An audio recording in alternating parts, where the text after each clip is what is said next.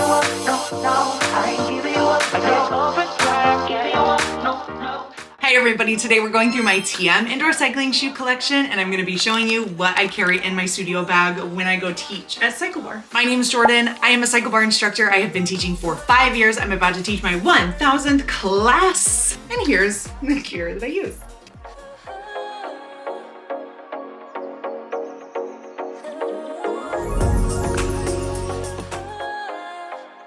The number one question I get as a Cyclebar instructor is what cycling shoes should I buy? And my whole entire career, I have only worn Tiem cycling shoes. I love them because they are like a tennis shoe that additionally has cleats versus a cycling shoe with the cleats pushing out towards the floor. These are gonna be your SPD cleats. That's what this looks like here. This is what a Delta cleat would look like. Delta cleats are typically found on something like a Nike indoor cycling shoe or a Shimano cycling shoe or any other kind of cycling shoe that is probably found at your studio as the studio shoe. Personally, as far as cleats go, I'll tell you, I think SPD cleats are more complicated to get clipped into the pedal, but they're much easier to get clicked out. They're also, in my opinion, much more comfortable and forgiving. What I like specifically about the Tiem indoor cycling shoes is that they have a lot of bounce. I have a lot of control on the pedal, but I still have enough cushion to feel good as I'm riding. Now this is the Slipstream, and let me just show you all the Slipstreams that I own. Starting in order of favorites, the hot pink initial run, the breast cancer benefit shoe, is my favorite. I wasn't able to get these when they launched, so I bought them off Poshmark in my size, and then I rhinestoned them. When I went to Camp Miami, I rhinestoned these in rainbow order, and I don't know if you can tell, but it has a slight rainbow effect. These are absolutely my favorite shoe. I don't wear them as often because I'm trying to preserve them as they are my favorite and they are a discontinued color. This is another pair of my favorite Slipstreams. This is the Citron. I just love the way that I rhinestone these, and I think this is such a unique color of shoe.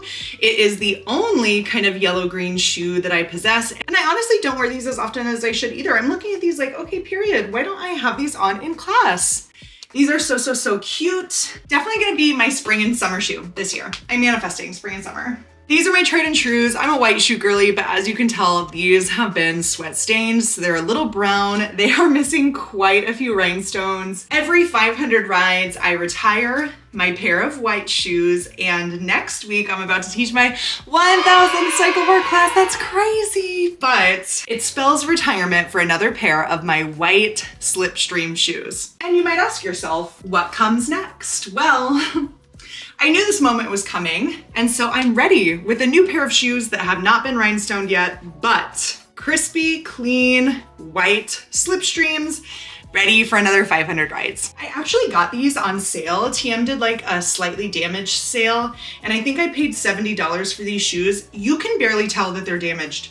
You can tell that someone has clipped in to the bottom. I don't know if the camera's gonna even pick it up. That's how like minimally damaged they are. So this is a great deal. And if Tiem Cycling ever does one of those sales again, you should absolutely grab yourself a pair of shoes because these are almost in pristine condition. I wish more than anything in the world that I had snagged the rainbow tie-dye Tiems when they came out, but I do have the coral tie-dye Tiems and they have really cute rhinestoning as well. So I'm happy about this pair. Now, the one thing I'll say about this pair is that I bought the knockoff SPD cleats from Amazon and I literally cannot get these to stay put, so I don't wear these shoes very often.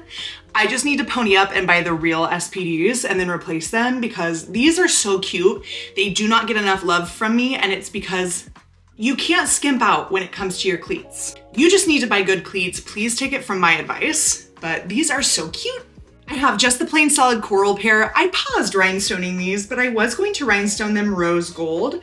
Honestly, still probably a project I need to take on this spring or summer, but I have so many pink shoes because pink is one of my favorite colors. These are super cute. They don't get enough love from me.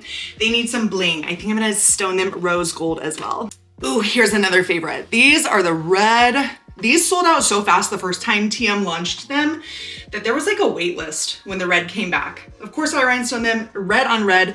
That tonal shoe looks so beautiful. Cyclebar's brand color is red. I live in Kansas City, Missouri, and I love the Chiefs, so I wear these on Red Friday. I will be wearing them when I teach tomorrow.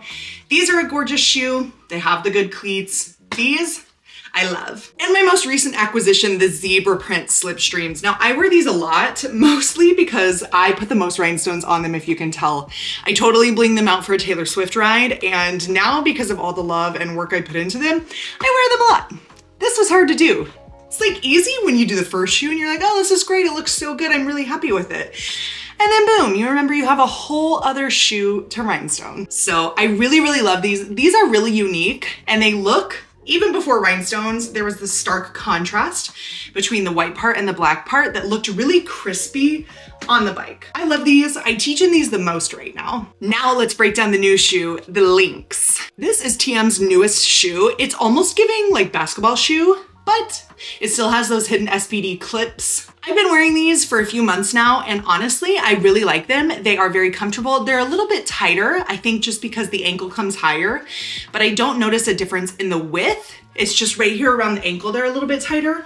Mine don't have any bling at the moment, but I love the Citron Fade right here. It's a really nice pop of color. These have held up really well. I wear these probably once a week. I do find that these give a little bit more bounce and energy out of the saddle, whereas I feel more supported in the saddle with the slipstream shoes. Here's just a comparison once again. This is the Lynx. This is the newest Tiem cycling shoe. This is the slipstreams. I am a purist when it comes to my cycling shoes. I know that everyone has their favorite, but for me personally, I have a really flat foot, and the Tiem cycling shoes of any variety are going to be the only shoes that I wear. I broke my foot when I was in college. I have a big, flat, wide foot. There is no other cycling shoe I trust like this. I wear a size 11. I find Tiem to be true to size, and they do stretch out over time. So if you are someone who kind of waffles in between sizes, I would almost stick to your smaller size, because I do find that with sweat and wear, they stretch out just a little bit, but I'm a pretty true size 11, and so I stick to my size 11s. If you have other Tiem sizing advice, you can pop off in the comments, but for me, they're true to size. I love my Tiem shoes. I love that they are a woman-founded brand. I love supporting this brand, and I really don't put my name behind things I don't love, value, and really agree with. So Tiem, you have my heart when it comes to cycling shoes. Now, what's in my spin bag? Let's talk about it. This is the Free People Movement quilted carry-all bag. I wanted this so bad when it went viral. This cost me $65, I think, at the time, and honestly, it's worth it. Here is what I pack in my bag. Also worth noting, I live an hour away from the studio, and I do not like to drive home in my sweaty clothes. So most everything in my bag is geared toward having a clean commute or going somewhere after class, namely like Pilates, grocery store, thrifting, shopping.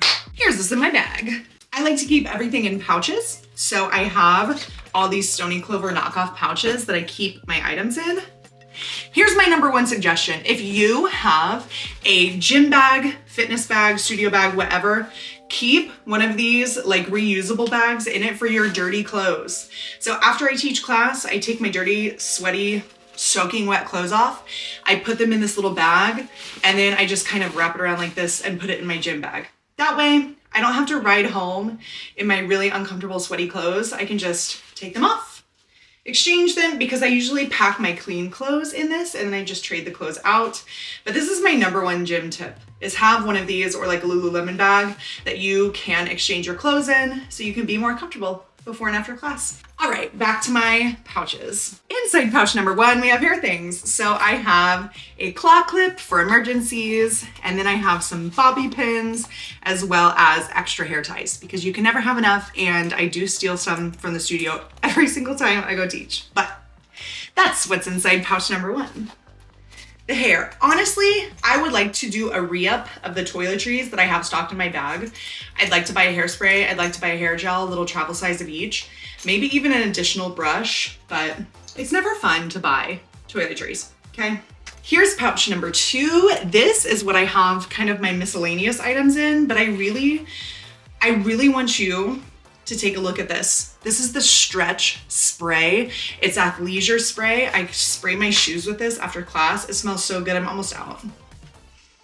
But ooh, that smells so good. It smells kind of like baby lotion. You can get this on Amazon. I have this linked because I have used this for years, and it helps keep my shoes clean and fresh, and my belts. I also in here have a lint roller because I like to keep up appearances, and some Kleenexes. Here's the thing that I'm out of that normally is in this pouch that I need to also do a re-up on. 1, makeup remover wipes, and 2, baby wipes. If you don't have time to like rinse off or take a shower after class, let me tell you, baby wipe it. Just take that quick little baby wipe bath and go. My husband got me this bag for Christmas. I just put the patches on there that say bunhead, but this is my toiletry pouch. This is where I love to get the hair stuff in travel size. I have a little perfume, body mist, because after class, I like to smell good. I have not 1, not 2, but girl, get on out of here. 3 deodorants, because I'm a stinky human. I'm not someone who teaches class and comes out smelling fresh, so clean. No girl, I stink. So we have to have all the smell good stuff. I also have lotion in case of emergencies. I have some Aquaphor for lips, knuckles, whatever it may be. And then I have a hand sanitizer. Ooh, my God, I'm influencing. And I have a hand sanitizer. That's what's in my toiletry bag. Like I said, I would like to acquire some hair supplies to also put in here, but that's my bunhead pouch. This is perhaps the most important pouch of all. Inside of my little smiley pouch, I have number 1, the tool, tightens the cleats on my slipstreams. So important. Number 2, I have all my extra mic poofs. I do try to wash my mic poofs because the hot pink go out of stock very often and they are hard to locate. So if you don't want to wait for the hot pink to be back in stock, then make sure you're just washing your little mic poof with some hand soap. But this is like my emergency tools. So mic poof, tighten my cleats, that's what's in here. I also have a little pill kit. I have Tums, ibuprofen, Tylenol, allergy, Midol, everything right in here. And she's so cute. She matches my little bag. And because I said I frequently go from the studio to Pilates, I have 1, 2, 3 pair of sticky socks for my Pilates studio. And you know me, I'm a theme girly, so I have like my theme emergency supplies. I have a whole pack of little pink shot glasses for Alani shots, and I have some masking tape in case I want to tape up any decorations. The last thing I keep inside my studio bag are all my mic belts. Now, 1 of my mic belts is missing. Where she's at, I don't know, but she is my oldest belt. She's just the plain black belt with rhinestones. Let's talk about my fun belts. This is my most recent acquisition. I just made this for the Super Bowl. Ooh, this has a little vintage Chiefs pin and then all these patches. The football patches vintage too. I bought them at a thrift store. I rhinestone the belt buckle and then I added a little Chiefs charm. It has some rhinestones, a red heart, and an arrowhead. She's really fun. Honestly, I don't know why I don't make more belts for special occasions, but I am working on a microphone belt specifically for my 1000th class. When I first started making my belts, this is the first one I made. I like to call this the mother belt, mostly because I'm the mother of the belts, but also because this was the first custom belt to ever be created by Belts by Bunhead. She has the rhinestone buckle. She has a little J patch, a pin, some of my favorite patches, and then a little sparkle twinkle here because that is my most used emoji. This is the mother belt. I wear her pretty frequently. This is probably my favorite belt. Unfortunately, they no longer make this, but this rainbow belt is everything to me. It's from Aeromike. My little Aeromike logo is peeling off, but if you can tell, it has these little sparkles sewn into the fabric. And what's really special to me is that my grandma got this for me for Christmas, and I love my family more than anything. My grandma's really special to me. So the fact that she got me this because she believes in me and she's proud of me is what makes this really special. It feels on brand for me. I'm someone who believes that fitness should be fun, and as instructors, the accessories that we use should reflect who we are. Life is too short to not stay authentic and true to yourself, and to also have boring things. Make your things fun. You deserve a fun life. Invest in yourself, invest in your career, the things that you own, and know that nothing is too silly, because what brings you joy is going to make you teach a better class, or if you're a client, a member, it's gonna make you take a better class if you wear your favorite outfits, if you bring a nice bag, if you invest in yourself and all of the things that you use in your day, you will have an enriched quality of life. That's my mantra when it comes to everything I take with me to the studio, between my attitude, the clothes I wear, and the gear that I use every day. I rely on these tools to do my job.